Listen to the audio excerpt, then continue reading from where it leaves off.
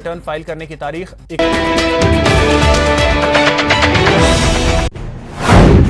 तीसरी लहर पसार चुकी है पांव।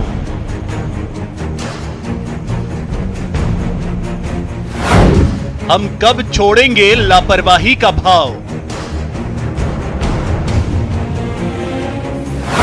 नहीं मान रहे माननीय, जिम्मेदार भी बेपरवाह।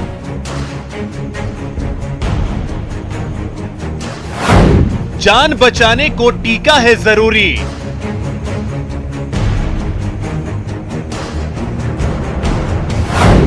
लापरवाहों ने वैक्सीन से क्यों बना रखी है दूरी?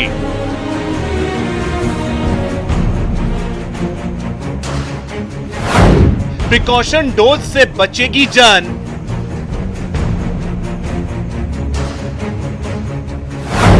व्यवहार में प्रिकॉशन कब होगी शुमार?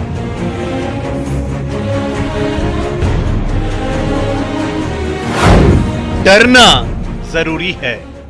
नमस्कार, बहुत स्वागत है आपका। प्राइम डिबेट देख रहे हैं आप, आपके साथ मैं जेपी शर्मा। इस बहस का जो शीर्षक है उससे भ्रमित मत होइए।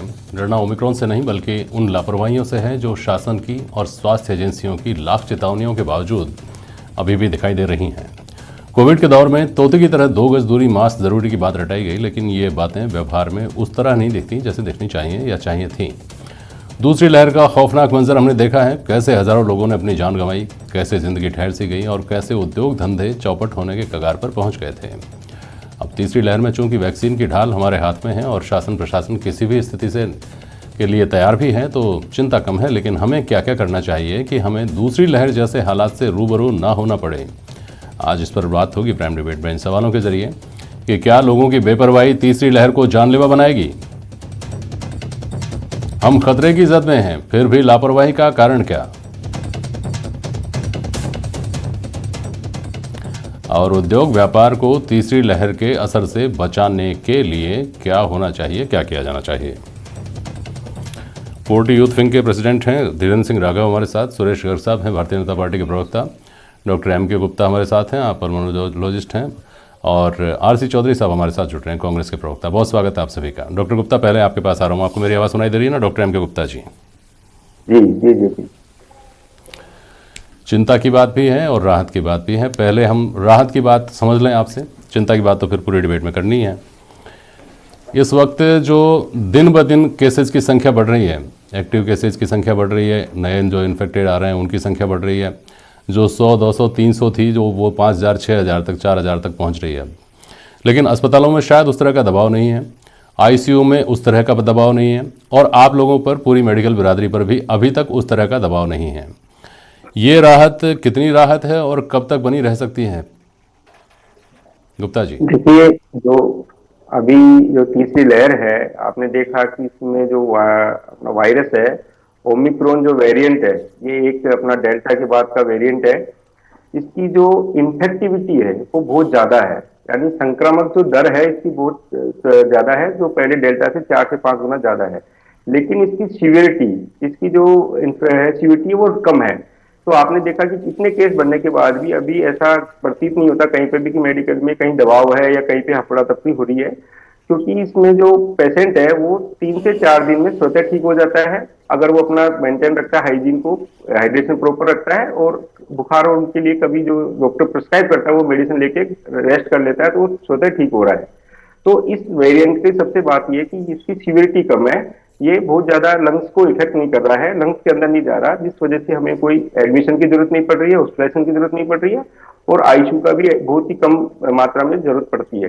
तो ये सबसे राहत की बात यह है कि इसकी जो सीवियरिटी है वो डेल्टा वेरिएंट की तुलना में काफी कम है, लेकिन इन्फेक्टिविटी बहुत ज्यादा है, यानी कि बहुत ही जल्दी जल्दी ये दूसरों में फैलता है। अगर आपके किसी घर में एक सदस्य को हो गया तो आप मान के चले कि 4-5 सदस्यों को कर ही देगा उस घर में। तो हमको इसमें एक ही चीज का ध्यान रखना है कि अगर हमें किसी को भी सिम्टम है, पहला सिम्टम आते ही हम ये नहीं सोचे कि ये सर्दी जुकाम की वजह से है, हमको यही सस्पेक्ट करना चाहिए कि ये कोविड हो सकता है, और हमको तुरंत अपने आप को अलग करना है ताकि हम दूसरों को बचा सके, अपने घर के अन्य सदस्यों को बचा सके। विशेष रूप से इसमें जो डर की बात यह है कि जो इम्यूनो कम्प्रोमाइज अपने फैमिली मेंबर है, जिनको किडनी की प्रॉब्लम है, शुगर की प्रॉब्लम है, कोई हार्ट पेशेंट है, अस्थमा है, सीओपीडी है, इस तरह के अगर कोई पेशेंट है उनके पास बिल्कुल न जाए और उनको बिल्कुल आइसोलेटेड रखें, क्योंकि उनमें ये जो वायरस है उनमें ये सीरियसनेस ला सकता है, उनको ये खतरे में डाल सकता है। उन लोगों के लिए ये वेरिएंट खराब है। आम जो इम्यूनो कॉम्पिटेंट लोग हैं जिनकी इम्यूनिटी अच्छी है उनमें ये वायरस ज्यादा प्रभाव नहीं डालता, ये स्वतः ही चला जाता है। गुप्ता साहब, जो आपने कहा कि जो इम्यूनो कॉम्पिटेंट आदमी है उसके लिए ज़्यादा खतरनाक नहीं है, ये हाल फिलहाल की बात है ना। कहते हैं कि ओमिक्रॉन अपना जो अगर ये म्यूटेट हो गया और फिर किसी घातक स्वरूप में आ गया तो आज जो स्थिति दिखाई दे रही है कि इन्फेक्टेड तो हज़ारों हैं लेकिन हॉस्पिटल 100 भी नहीं पहुंच रहे, ये स्थितियां बदल सकती हैं। क्या ये बात सही है? और अगर ऐसा है तो क्या ऐसा पहले कहीं हुआ है? जिन देशों से ओमिक्रॉन आने की बात है उन देशों में क्या इस तरह की चीज़ें सामने आई हैं?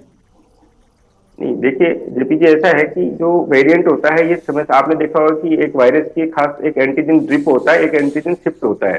ड्रिप का मतलब होता है कि वो अपने जीन्स में थोड़े से अपने चेंजेस कर लेता है, म्यूटेशन हो जाते हैं, फिर उसका प्रकार बदल जाता है। जो ओमिक्रॉन है जिसको हमने ओमिक्रॉन नाम दिया है, इसमें जो स्पाइक में जो प्रोटीन में जो चेंजेस हुए हैं उसकी वजह से ये थोड़ा सा डेल्टा से अलग है।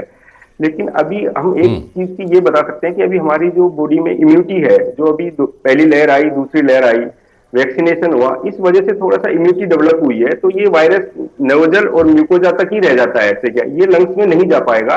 अगर ये अपना म्यूटेशन करता भी है, अगर चेंज भी करता है, तो ऐसी संभावना है कि बहुत ज्यादा खतरनाक नहीं होगा, ये हमारी बॉडी को ज्यादा नुकसान नहीं पहुंचाएगा। उसका कारण ये कि हमारी बॉडी के अंदर एंटीबॉडी बन चुकी होती है, या तो इन्फेक्शन की वजह से बनी है, और जो हमने हमारा जो इम्यूनाइजेशन हुआ है उसकी वजह से, ये एंटीबॉडी बनने की वजह से ये हमें ज्यादा परेशान नहीं करेगा। लेकिन ऐसा बिल्कुल नहीं कह सकते, या कहना बहुत जल्दी होगा कि ये सीरियस नहीं हो सकता। अगर इसने बहुत ज्यादा अपना चेंज कर लिया और पूरी तरह से चेंज होगा आ गया, जिसको हम एंटीजन शिफ्ट कहते हैं, तो फिर ये पूरी तरह से चेंज होगा तो हमारी कोई भी एंटीबॉडी काम नहीं करेगी। उस स्थिति में ये खराब स्थिति पैदा कर सकता है और हमें सीरियस बना सकता है। ठीक है, मैं वापस आऊँगा डॉक्टर साहब आपके पास अभी। और अभी तो राहत की बात हुई, अब चिंता की बात पर आऊँगा, लेकिन उससे पहले उद्योग व्यापार जगत किस तरह से चिंतित है, शासन प्रशासन किस तरह चिंतित है, और कांग्रेस और भाजपा एक दूसरे की चिंता किस तरह से कर रहे हैं, उस पर बात कर लें। धीरेन्द्र राघव के पास जा रहा हूँ पहले जी। पिछली जो 2 लहर थी धीरेन्द्र राघव, पहली लहर में तो खैर कोरोना क्या है कैसा है हमने समझा ही था। दूसरी लहर में उसके दुष्परिणाम भोगे, उसका खतरा हम लोगों ने 2-4 उससे हुए और उद्योग व्यापार जगत चौपट होने जैसी स्थिति में आ गया। अब कम से कम हमारे पास पहली बात तो तजुर्बा है, 2 जो लहर हैं उनसे हम गुजर चुके हैं। दूसरी बात वैक्सीन करीब करीब सब लोगों को लग चुकी है, सब जागरूक लोगों को लग चुकी है। तीसरी बात शासन प्रशासन की तैयारियां भी हैं। उद्योग व्यापार जगत की किस तरह की तैयारियां हैं कोरोना की तीसरी लहर से डील करने की और अपने आप को खड़ा रखने की? देखिए जेपी शर्मा जी, जब भी सरकार का जो भी आदेश होता है उसको उद्योग व्यापार जगत या हमारे जो फेडरेशन है वो सभी नीचे तक इस गाइडलाइन को पहुंचाने की पूरी प्रयास करते हैं कि भाई इस तरह की गाइडलाइन सरकार की आई है, जिसके आपकी फैक्ट्रियां अगर चलानी है तो वो इस गाइडलाइन के अकॉर्डिंग चलानी है, इतनी कैपेसिटी से चलानी है। लेकिन सरकार से और स्पेशली राजस्थान सरकार से हमारा एक तनातनी सी ही रहती है कि वो किसी भी निर्णय को लागू करने से पहले ना तो उद्योग संगठनों से बात करते हैं, ना राजस्थान होटलियर संघ से बात करते हैं, और कोई भी गाइडलाइन अपने अधिकारियों की सलाह से निकाल देते हैं। हम ये चाहते हैं राजस्थान सरकार कोई भी प्रोटोकॉल के तहत जो भी पाबंदियां लगाती है उसमें उद्योग और व्यापार जगत को भी शामिल किया जाए और उनकी सहूलियत के आधार पे, क्योंकि अब 2 हमने ये कोरोना के वेरिएंट देख लिए, तीसरा वेरिएंट के लिए मुझे जैसा लगता है कि सरकार पूर्णतः तैयार है, हमारे हॉस्पिटल हमारी स्वास्थ्य व्यवस्था पूर्णतः तैयार है और लोग भी ज्यादा अवेयर हो चुके हैं। तो इसलिए एक साथ जैसे होटलों को बंद कर देना, एक साथ नाइट क्लब बंद कर देना, या फैक्ट्रियों को 50% की गाइडलाइन दे देना, कल से आपके कर्मचारी 50% रहेंगे। मेरा ये मानना है सरकार वैक्सीनेशन पे, बूस्टर डोज पे ध्यान दे और व्यापारी संगठनों के साथ बैठ के और जो गाइडलाइन या जो रोक और पाबंदियां लगाए उनके साथ बैठ के लगाए, जिससे उद्योग और व्यापार जगत जो पिछले 2-3 सालों से लगातार मरता हुआ आ रहा है वो एक सांस ले पाए। ठीक है चौधरी साहब, आपने सुना होगा धीरेन्द्र सिंह राघव को। चौधरी साहब आपको आवाज आ रही है ना? जी हाँ, तो जो गाइडलाइंस तय होती हैं उसमें उद्योग व्यापार जगत की, वैसे तो आम आदमी की भी, बहुत सारे विशेषज्ञ उसमें रहते हैं आप लोग सरकारी सिस्टम में, लेकिन उसके अलावा उद्योग व्यापार जगत को खास तौर पर उनकी सहूलियत और इस नज़रिए से कि 2 वेव वो ऐसी भोग चुके हैं जिसमें पूरी तरह चौपट हो गए थे, धंधे बर्बाद हो गए थे। इस बार मुख्यमंत्री जी ने पहले जो ही ये कहा, जिस दिन ये कहा कि लॉकडाउन नहीं लगेगा, लोगों ने राहत की सांस ली। हालांकि उन्होंने चेतावनी भी दी और लोग ये समझा भी जा सकता है कि अगर लापरवाही हुई और हालात अगर बिगड़ते हैं तो लॉकडाउन ही लगाना पड़ेगा, लेकिन ये कहना ही अपने आप में लोगों को आश्वस्त कर गया। ये थोड़ा सा और ओपन होना चाहिए, थोड़ा सा और यूँ समझिए कि ये सामूहिक होना चाहिए। चौधरी साहब।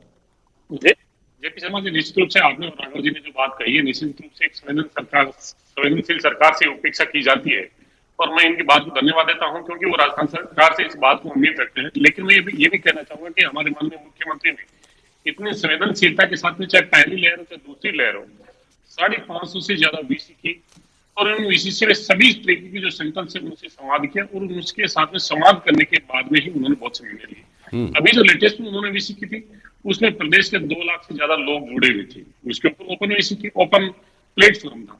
माननीय मुख्यमंत्री ने कहा कोई भी नहीं चाहता अपने उद्योग धंधों को, अपने राज्य की इकाइयों को, लोगों के रोजगार को बंद करना, लेकिन लोगों का जीवन सबसे महत्वपूर्ण हो जाता है। आप जानते हैं कि दिल्ली में आज 20% इन्फेक्शन की रेट बढ़ी हुई है, तमिलनाडु लॉकडाउन की तरफ बढ़ रहा है, केरल के अंदर डेथ टोल्स बढ़ रहे हैं। देश के अलग अलग हिस्सों में जो चुनौतियां आ रही है, अगर राजस्थान के अंदर लोग कोविड एप्रोप्रिएट बिहेवियर को अपनी आदत में नहीं लेके आए, अगर हम सब लोग मिलकर इस मुहिम में नई लड़ाई लड़ पाएंगे तो मुझे लगता है ना हम लोगों का जीवन बचा पाएंगे, ना ही हम लोगों को व्यापार बचा पाएंगे। हम सबकी सामूहिक जिम्मेदारी बनती है कि किस प्रकार हम अपने कर्तव्यों का निर्वहन करें, किस प्रकार से हम वैक्सीनेशन के लिए हमारे लोगों को प्रमोट करें, जिसने सेकंड डोज नहीं लिया उसको कहें, जो हमारे सीनियर सिटीजन हैं उसको किस प्रकार से हम बूस्टर प्रिकॉशन डोज दे पाए, हमारे जो बच्चे हैं उनके लिए भी वैक्सीन अवेलेबल है। सेंटर्स पे हमारे हेल्थ वर्कर्स बहुत कड़ी मेहनत कर रहे हैं, एक एक दिन में नए आयाम छू रहे हैं। इसलिए हम सब मिलके, मुझे लगता है कि ऐसी नौबत नहीं आएगी, हम सब मिलके लड़ेंगे, कोरोना को हराएंगे।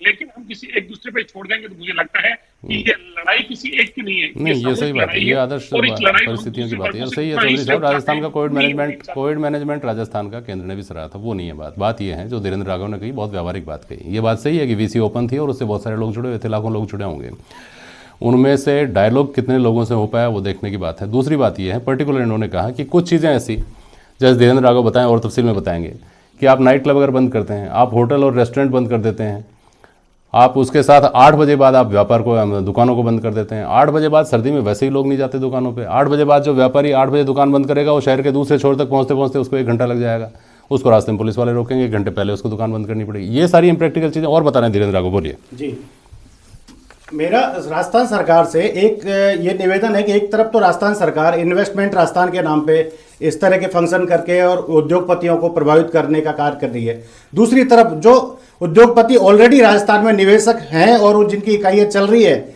उनको किसी तरह का एक सहयोग दे, जैसे कोविड के रूप में कोई ऐसा सहयोग दे जिस तरह के कोई टैक्स माफ किए जाए या कोई ऐसे सहयोग दिया जाए जिससे व्यापारी जो पिछले 2 लहरों में जो मर गया था, व्यापार व्यवस्था चरमरा गई थी, उसको सपोर्ट दे, न कि नए इन्वेस्टरों को लाने के लिए इन्वेस्टर मीटिंग के नाम पे हजारों करोड़ रुपए के जो खर्चे हो रहे हैं और पूरी प्रशासन उसमें लगा हुआ है, वो भी होना चाहिए। लेकिन साथ में जो व्यापार, उद्योग धंधे, व्यापारी जो ऑलरेडी यहाँ पे स्टेब्लिश है उनको सरकार सहयोग दे।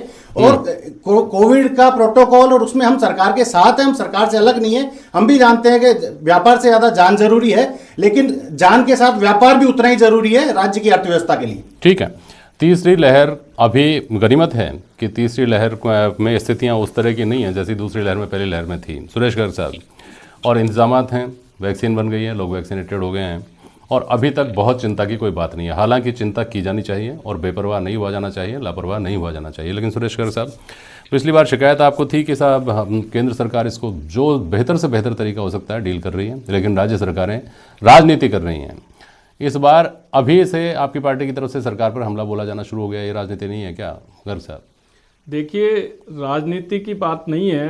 आज देश के अंदर 152 करोड़ 90 लाख डोज लग चुकी है, राजस्थान उसमें 9वें स्थान पर है। जब राजस्थान किसी टाइम पे तीसरे नंबर पे हुआ करता था, आज 9वें स्थान पर राजस्थान है। तो कहीं न कहीं, क्योंकि जब डोज चालू हुई थी तब इन्होंने घोषणा की थी राजस्थान सरकार ने कि साहब 31 दिसंबर तक सिंगल डोज 100% लग जाएगी, लेकिन अभी तक सिंगल डोज 100% लगी नहीं है, जबकि इन्होंने 31 दिसंबर तक का घोषणा की थी।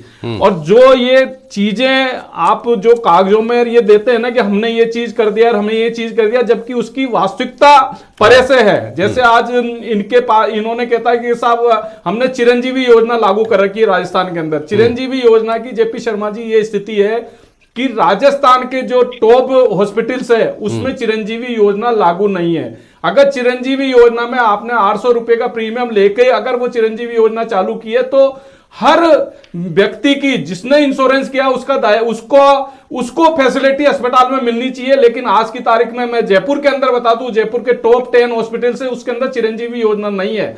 तो मेरा कहने का मतलब ये है कि ये कागजों के अंदर तो बहुत कुछ घोषणाएं कर देते हैं कि हमने ये चीज कर दी है, हमने ये चीज की है, किसानों के ऋण माफ कर दिए, हमने वो चीज कर दी है, लेकिन धरातल पे वो चीज नहीं आती है। इसलिए अब इन्होंने कहा कि साहब हमने तो नाइट कर्फ्यू हटाया ही नहीं। अरे भाई, जब तुमने नाइट कर्फ्यू नहीं हटाया था तो फिर जनता क्यों रात के अंदर घूम रही है? क्यों नहीं? आप आज भी अगर आपको देखा जाए तो सड़कों पर रात को आपको जनता मिल जाएगी, कहीं पर भी स्टिकनेस नहीं है। स्टिकनेस नहीं होने की वजह से कोरोना की जो रफ्तार है वो बढ़ती जा रही है। ओमिक्रॉन इतना खतरनाक वेरिएंट है कि उसका जो वो 6 गुना ज्यादा है। हालांकि वो खतरनाक सीरियस नहीं करता है, लेकिन कोरोना के केसेस बढ़ते जा रहे हैं। तो मेरा कहने का मतलब ये है कि जो सख्ती है वो बरतनी चाहिए जिससे कि कोरोना के केसेस कम आए।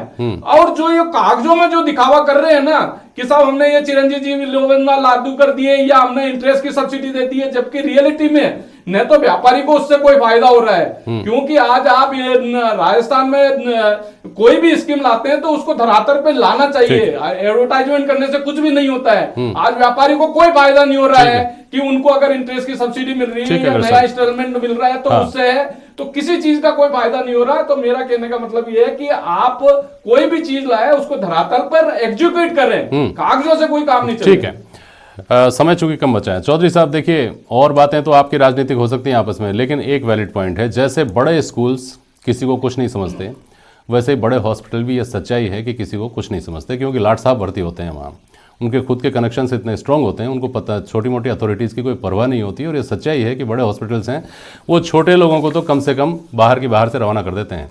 इस पर तो ध्यान दिया ही जाना चाहिए। डॉक्टर एम के गुप्ता, आपके पास एक बार फिर से आ रहा हूँ। डॉक्टर एम के गुप्ता, आपको बात सुनाई दे रही है ना? यस। हाँ, तो जैसे डॉक्टर साहब हमने जो ये स्लोगन लगे देखते हैं ना, कहीं यहाँ थूकना मना है और इसका इसी तरह से धूम्रपान ना करें, स्वास्थ्य के लिए हानिकारक है, इनका जितना असर पड़ता है आम आदमी पे उतना ही असर 2 गज दूरी, मास्क है ज़रूरी जैसे नारों का अब रह गया है लोगों पर। ये जो लापरवाही है, बेपरवाही है, जिसकी वजह से हमने आज इस बहस का शीर्षक ही रखा है डरना ज़रूरी है। इस बेपरवाही से, इस लापरवाही से डरना जरूरी है। इस मानव व्यवहार को कैसे समझें भाई साहब, और इससे कैसे डील करें? डॉक्टर एम के गुप्ता, शासन प्रशासन की सबसे बड़ी चिंता ही यही है। देखिए जेपी जी, सीधी सी बात है कि हमारा स्वास्थ्य है, हम खुद इसके जिम्मेदार हैं। हर नागरिक को, हर आदमी को ये समझना होगा कि मेरे को अपने आप को कैसे बचाना है इस इन्फेक्शन से, इस संक्रमण को कैसे मैं दूर रखूं इस संक्रमण से। तो ये जो हम बनाते हैं कि 2 गज दूरी है या मास्क लगाना है, ये आदमी को खुद को ये समझना चाहिए कि मेरे खुद के लिए है भाई, किसी और के लिए नहीं। मैं मेरे अगर स्वास्थ्य को बचाऊंगा, मेरे परिवार के सदस्यों को बचाऊंगा तो मेरा परिवार बचा रहेगा और मैं स्वस्थ रहूंगा। तो इसके लिए हर नागरिक को जागरूक होना पड़ेगा। इसके लिए समय समय पे जो जागरूकता प्रोग्राम है सरकार को वो बताना होगा, एडवर्टाइजमेंट के थ्रू करें या किसी और एजेंसी के थ्रू करें।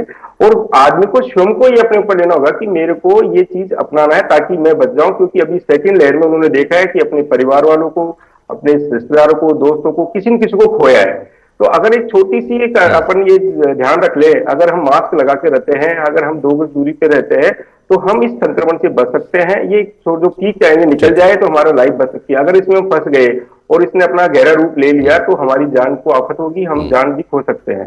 तो इसके लिए आदमी को खुद को जिम्मेदार होना होगा, अपने आप को खुद को सोचना होगा कि ये मेरे लिए है, किसी और के लिए नहीं है, और मेरे को मेरे परिवार को बचाना है। लोग वैक्सीन तक नहीं लेना चाह रहे।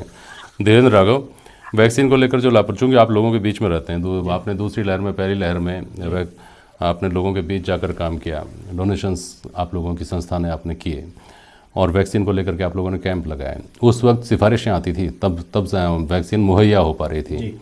अब स्थिति ये है कि वैक्सीन लेकर पीछे दौड़ रहे हैं, वैक्सीन नहीं लगवाना चाह रहे हैं लोग।